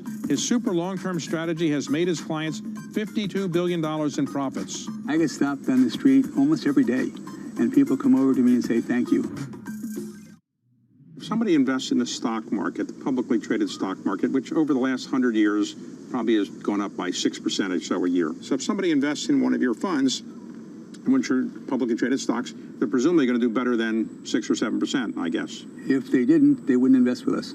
Well, what do you think about index funds? Some people say just buy an index fund that reflects the market. Presumably, people are buying your stock, your funds, because you're going to do better than the indexes. Right? Yes. And how do you try to outperform an index by 200 basis points, 300 basis points, or something like that? We've outperformed indexes by about 500 basis points since inceptions. And so we're in the low teens, mid-teens. Barron Partners Fund, for example, is the number 2 or number 3 mutual fund out of, since 1992, of the 22 or 2,300 funds that we compare against. Barron Growth Fund is in the top 2% of funds since 1996. Very rare that mutual funds outperform their index. The index is the passive, and it's very rare that that happens. And it's because everyone thinks that they know better, and they can predict when the market's going to go up or down because they know what interest rates are going to do, they know whether we're going to go to war, they know who the president's going to be, they know what monetary policy, they know stuff. And because they know things and they're so bright, they believe that they can do better than the market. And they don't, because they buy and sell, and they don't have any information that's any different than everyone else's, except a different way of interpreting it. But it's very rare that they're going to be able to take advantage of that information sufficiently to be able to do better than the market. Hardly anyone outperforms. 17 or 18 funds outperform, and 98.5% outperform our indexes, and a very high percentage are in the top 5 or 10% of funds. Okay. So we met when my own firm, Carlyle, was going public, and they said, well, you need to go see Ron Barron because he buys publicly traded shares when they get public. So I met with you, and I was surprised that you had a pen and you were taking detailed notes. And I said, geez, he's the head of the company. Doesn't he have somebody else doing this? But you were taking notes, and I assume you wrote them up, and then you assessed it, and you gave us very detailed questions. You do that with all the people that are going public that you think might be interesting? Yeah, everyone who I think is interesting, and that's what I do, except I don't use the pen and pencil anymore. Now I use the computer. Okay, so when you do this, what are you looking for? When you are known for having a long-term hold position. You buy stocks. You told me this when we were getting ready to go public. If you bought our stock, which you did, you hold on for a long time, which you have. What is your theory about holding on for a long time? Why not just sell and take a profit? Well, first of all, you promised me I was going to make money. That was a promise. Okay. And so you said, you can buy my stock. Wall Street is not understanding the value of this business. And the stock was 22 at the time when you went public. Right. And now it's 49 and right. 49.16 or something. Oh. And if you compounded, including the dividends, we would have made 16.1% investing with you from the time you went public. And so why didn't we buy and sell? Because if you buy and sell, you pay taxes every time you do that, number one. Number two, what makes me think I'm so smart that I'm going to be able to figure out the exact top and the exact bottom, buy here, sell there. And so that didn't make sense. And plus, I didn't have any confidence that anyone was going to be able to predict what the stock market was going to do. I got that confidence from watching Greenspan say about irrational exuberance in 1996, saying that the market was too high, then the market went up 80% the next 3 years. So for any SEC commissioner who's watching, I didn't promise the stock would go up. I said I was hopeful that it would go up, or whatever I legally was able to say, just for the record. Okay. You were definitely within the framework of what's legal. Good. Okay, so let's suppose you see somebody come into your office, they're going to go public, they want to meet you because you're known to be a long-term investor, and you kind of say, geez, maybe these people aren't as good as I thought. What do you look for when you're looking at a CEO who's coming in to pitch you on his IPO or her IPO? So about the person, we're looking for an individual who we trust, we think would be a good leader, is a good leader, smart, hardworking, not going to take advantage of us. And the businesses in which we're investing, we think are competitively advantaged. There's something about those businesses that makes it very difficult for someone else to compete against them. So it's hard, it's competitively advantaged, great people, and there's big growth opportunities. That's what makes us invest. Generally, when you buy a stock, you intend to hold on to it. But if you're not happy, do you hold on for a year, or 2 years, 3 years? What is the average time it takes for you to say, I made a mistake and I'm going to get out? It's not the time. It's the fundamentals of the business. And I could own a stock for a number of years and not make a return on it, and that wouldn't bother me as far as making me think I had made a mistake. We were an investor in Tesla for 4 or 5 or 6 years and didn't make a return. And then all of a sudden we made 7 times in a year. So it's not the time that does it, it's the fundamentals. We made $4 billion in profit in so far, and I think we're going to make another triple, maybe 4 times over the next 10 years. This is a market that over the past few weeks has made it clear it wants to go higher. It got a little spooked by the idea that geopolitical tensions are rising.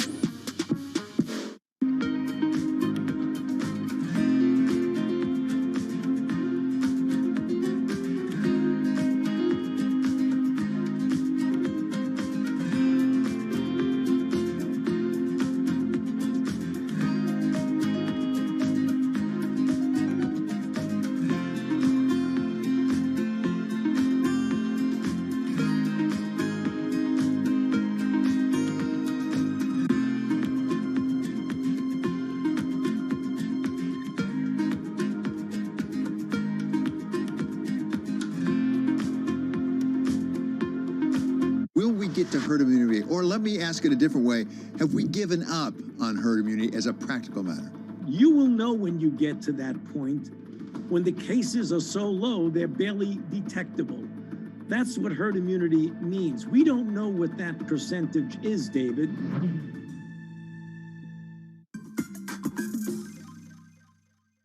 Who will be the world's first trillionaire?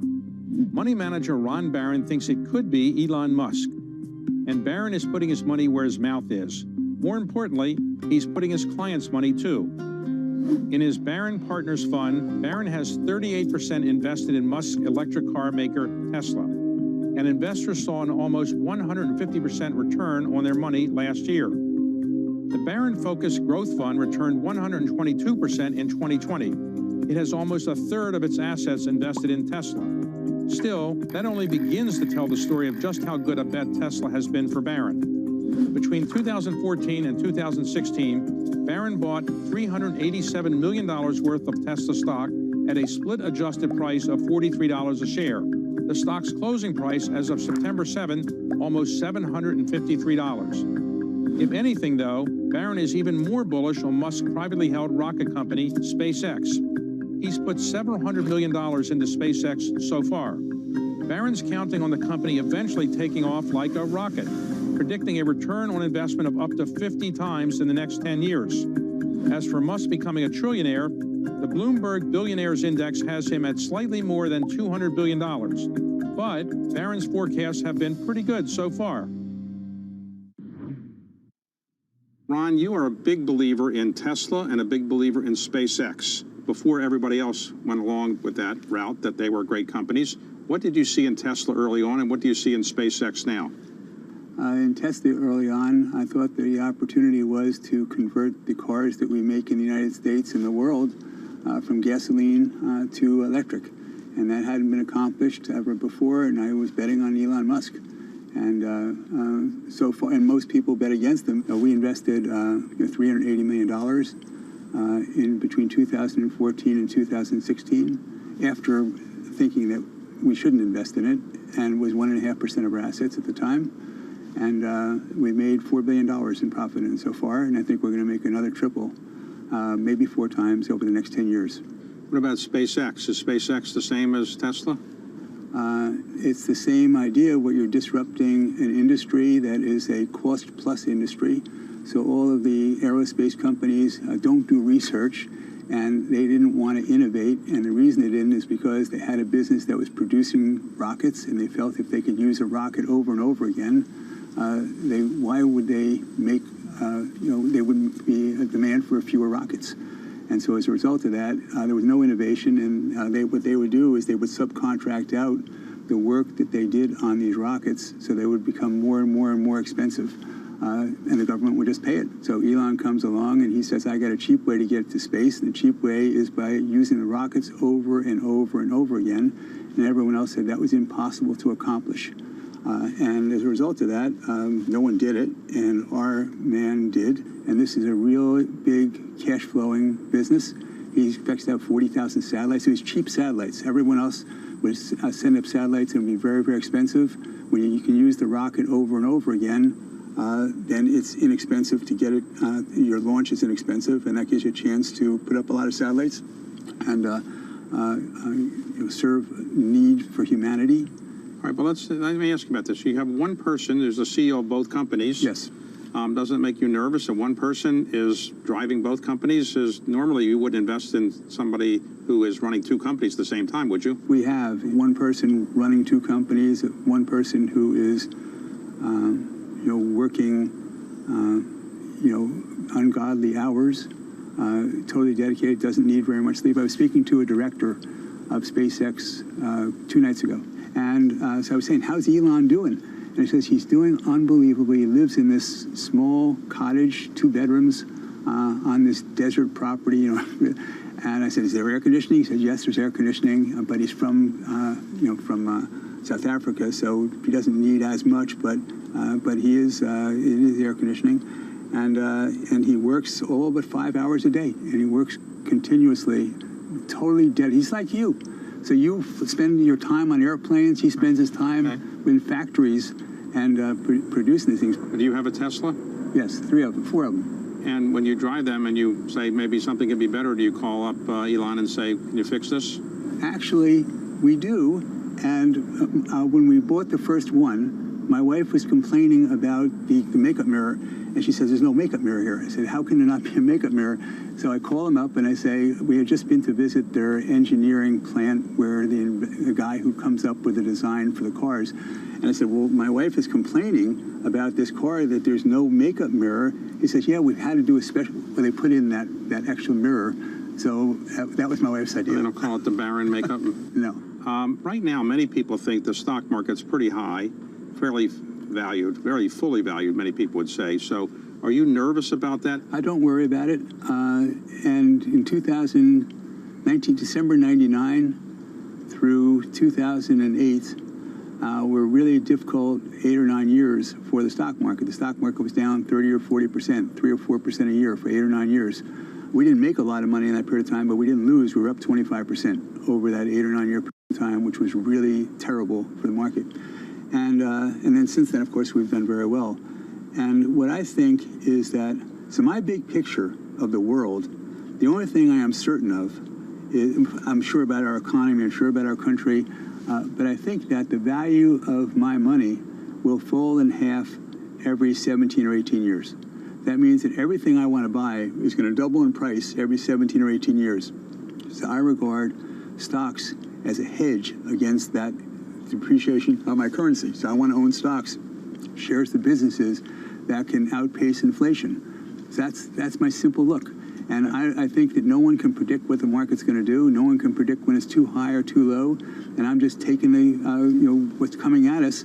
And when we get opportunities, when the market falls, for example, periodically, like right now, there's been this rotation out of the kind of companies that we've invested in that have done so great for the past couple of years into something that is cheaper. Like, for example, we had an investment in Dick's Sporting Goods. Love this guy, Ed Stack. We invested with him for maybe 8 or 10 years. And then about, I don't know, maybe our cost was $10 a share. And about 3 or 4 years ago, we sold our stock at around $40 or $50 a share. And because I was convinced, or I thought that I didn't want to invest so much in retail anymore, and even though I thought he was a terrific retailer, I wanted to invest in something different. And so we sold. Yesterday, they reported earnings for a quarter of $5 a share for the quarter, and compared to $2.50 that people had expected. And the stock went up 15 or 17 points to $117 a share. And I sold at 50, and they're paying a $5 special dividend. And so I don't switch to be fashionable to say, but that's what's outperforming. So this year we're up in the low to mid-teens on average for our firm, our clients. A couple of our mutual funds are up in the 20s. A couple of them are up in single digits. So we're up. But if I had switched around, if I had been so deft and agile that I could sell everything that I had that I thought was, a little expensive at the time and buy some things that looked incredibly cheap because they were depressed by the economy cyclically, and then switched out and then switched back, I would have made more money, would have paid a lot of taxes, but it would have made more money, but I don't do that. So let me ask you, some people say that because of inflation or other things worry about the currency, you worry about the currency going down in value every 50% every 17 years or so, something like that. Yes. What do you think about cryptocurrencies? That's a commodity. And so I don't invest in commodities. I don't own gold. I don't own cryptocurrency. So you're not an investor in cryptocurrencies? No, and I always worry if you have cryptocurrencies and they get to be real valuable, now why is the government going to allow some private enterprises to have control of their currency and their economy? Right? And in 1932 or 33, Franklin Roosevelt, people were afraid of leaving their money in the banks. They took the money out of the banks and they bought gold. Then he made it illegal to own gold. You had to turn in all your gold. Why do I think that same thing couldn't happen? I'm not saying it will, but I would think there's some risk as well. I tell the young people who work with me what they should be thinking about is if everything, the well-being of their families was dependent upon them being right on the business in which we're investing on their recommendation, what would they need to know to be able to make that recommendation to us?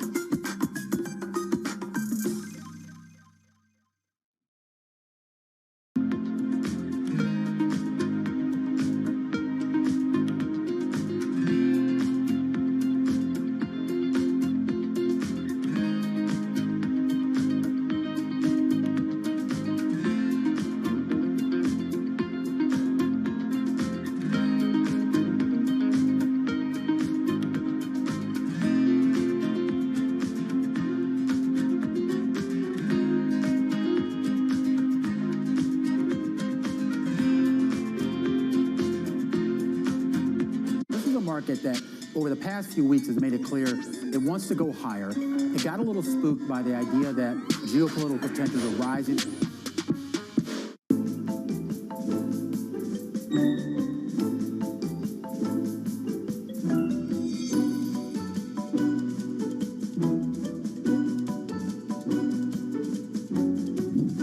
Any young woman that's watching this wants to be the next Diane von Furstenberg, what would you recommend? Be as true to yourself as you possibly can. The more you could be you, the happier you will be.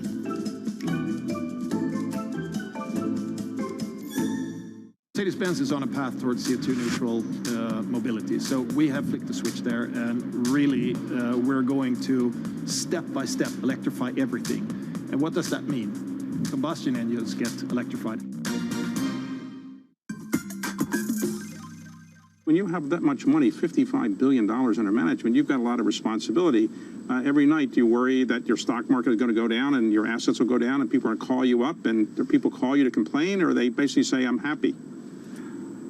They say they're happy, and they say they're so happy that that I get stopped on the street all the time. My picture's in our quarterly letter. I get stopped on the street almost every day. And people come over to me and say thank you. Last night we were at a dinner at a restaurant, and as we were walking out, a man walked over to me and said, thank you very much, you paid for my daughter to go to college. After all the years that you've been doing this, what have you learned about what investors most want and how to deal with investors? I think that most people want to have their money grow consistently every day, and make high returns without volatility and low fees. That's what they want. That's not what they can get, by the way. So you're very famous having a conference in your annual shareholder meeting, I guess, in New York, and you have a lot of famous people there. People call it my annual bar mitzvah. Annual bar mitzvah, and you've had very famous people. I don't know if you're allowed to say who they were, but they're great entertainers. McCartney, Barbra Streisand, Billy Joel, Elton John, Jerry Seinfeld. We have a lot of and I pay for that. That's not the... That's the investors, if they have at least $25,000 invested, they can come to that meeting. So is it easier to negotiate with the CEO or Paul McCartney or Barbra Streisand? Man, you can't believe what it's like to negotiate with some of these performers. The crazy thing, well, I shouldn't say crazy, they're very reasonable things that they ask for. So if somebody wants to invest with you, I'm not advertising for you, but if somebody wants to invest, how much do they have to invest to be in one of your funds? The normal is $2,000. But you can invest for as little as $500 and $50 a month. No fees to buy or sell. But if you sell within 3 months of the time you purchase, you can sell the next day. But if you sell within 3 months, then we regard you as a trader, T-R-A-D-E-R, and you're not going to be allowed to buy with us anymore. It sounds like a T-R-A-I-T-O-R. Right. Yeah, I think of it that way. Okay. All right. Okay. So generally, when people who are very successful, as you are in the financial service world, when they want to build an institution, they often get people from outside their family to come in and help them. You have 2 sons who are in your business, and like a lot of family-owned businesses, the sons are going to continue on, or the daughters will continue on. So is that what you'd like, your sons to continue the business? I sure hope so. And I've been brainwashing them since they're 4 years old. Okay, and so you intend to do this for as long as you can do it, right? You're not slowing down. You're not going to go play golf full time. As long as I'm healthy. You get a charge out of investing. What is it that you like about investing? I love what I do.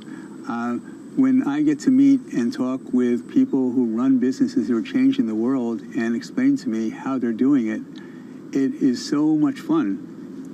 My wife says, how could you spend so much time? All of my friends, she says, all my friends, their husbands don't work anymore. How come you work? But it just takes a lot of building to get to this point. You just don't say, okay, I'm going to do that. My job is different. I'm trying to build an institution that's going to last for 100 years. So have you had role models as great investors over the years? Oh, well, everyone has Buffett as a role model, but he's not as growthy as I am, but I like reading his letters. And he writes these letters. You write your letters as well? Yeah, in fact, one of my friends is Chuck Matheson, and he was a chairman of International Game. They're a slot machine manufacturer. He is best friends, or was, with Warren Buffett. And they play bridge together on the internet. And then one time I wrote something nice about Chuck in one of my letters, and Chuck said, Buffett just called him to congratulate him on my mention of him in my letter. So Buffett was actually reading my letters. For young students who say, I want to be the next Ron Barron, if not Warren Buffett, what do you recommend they do to prepare to be a good investor? I think, first of all, I think they should study the businesses in which they're investing or which they want to invest and why they're going to invest in them, and understand the economy. There's changes. Change is what's happening everywhere. You know, all the growth in the world has taken place in the last 200 years, and the growth is now accelerating. So you have to understand what's happening in the world around you, what's happening in our country. You know, not that you're going to make decisions on short-term basis, but I tell the young people who work with me what they should be thinking about is if everything, the well-being of their families was dependent upon them being right on the business in which we're investing on their recommendation, what would they need to know to be able to make that recommendation to us? If everything you have is dependent on you being right, that doesn't mean you have to be right all the time, but if everything you have to, for your well-being of your family, what do you have to know? That's the questions that you need to ask, not about the next quarter. So what is the most common investment mistake that you think people make? Well, they think they can open up an account at a brokerage firm, then they can buy and sell stocks and do as well as anyone else. They can trade. And I think that's a fallacy. I think that, just like I wouldn't want to fly an airplane or be a dentist or even cut my hair with what I have left of it, I think that people have, an understanding that they can buy and sell stocks just because they can pick up a phone and do it, and they can. Okay, and if you were to advise somebody today about the opportunities to invest, generally you would say public equities are good places to invest? For long term, but just invest the same every year. So don't think about it as this is an investment I'm going to make. You should think about for the security of my family and myself, I should invest. Is there something you would tell somebody not to invest in? Is there something you'd say, please don't invest in area A or area B or commodity A or commodity B? Is there something you think is a big mistake to invest in? It sounds like crypto is one of them. Well, I'm not investing in crypto, but that doesn't mean it's not a good idea. I mean, there's really smart people who have big investments in crypto. I study it periodically, and I choose not to because it's a commodity. And so I'm not interested in investing in commodities. I'm interested in investing in businesses that grow. Businesses that grow, great people, competitively advantaged, and for the long term. And most people think that because they get a check in the mail and they can take that money and open up an account and buy and sell stocks, and it's like gambling. I don't regard investing as gambling. I regard it as trying to take care of you and your family for the long term, and you do it by investing similar amounts for a long time and living to be old, and then you get to be rich.